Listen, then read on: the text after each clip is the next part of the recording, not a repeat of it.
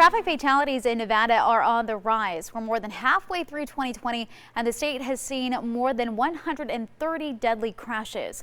In June alone, we saw 26 roadway fatalities. That's up nearly 37% from the same time last year. The Department of Public Safety's state fatal report released just this month shows the top causes for lives lost is impairment and speeding. Now, just last week, police say the death of a 1-year-old was the result of both of these dangerous driving behaviors.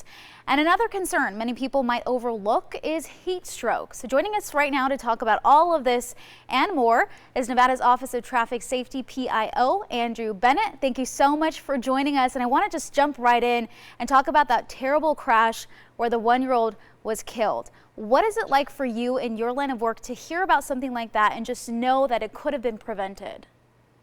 Seeing that, completely tragic and horrific crash that involved that 1-year-old, Royce Jones, that it was exactly what you just talked about. It was his parents made that decision to get behind the wheel, to speed and to drive impaired, or the mother was suspectedly driving impaired. And so to see that report come across the desk is disheartening, because we view that as a failure on our roadways, that any fatality is one thing that we need to work towards. And that fatality was one of 77 that we've already had in Clark County. And we need to do everything that we can, and we need the public's participation. So many people viewed that crash, whether it was the leading up to it, the mile of racing leading up to it, that they could have had the opportunity to call 911 or start an HP. And so it's disheartening, to say the least. So what do you say to people that might, look at this and think the same thing that you just said, it could have been prevented, but also maybe just feel like it's hard to identify with? One of the things that we hope to prevent is anybody receiving that knock on the door from any of these police departments or the coroner's office informing them that this could have been their loved one.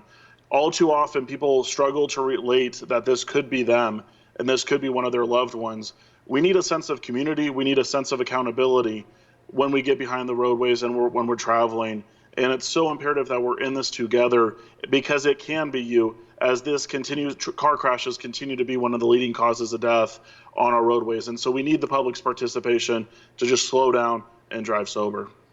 All right, let's talk about this. July is Heat Stroke Awareness Month. So what should people know in order to stay safe out on the roadways?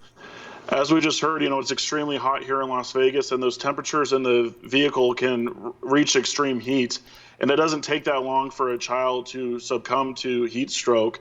And so it's one of those things that we need people's, again, participation to keep on the lookout and look for any kids that are left in cars as their parents are going grocery shopping or anything, because just a few minutes in that car could be fatal. And again, our temperatures here in Las Vegas are way too high to chance leaving a kid in a car. If someone does see someone in the car or even an animal in the car, what should they do right at that moment?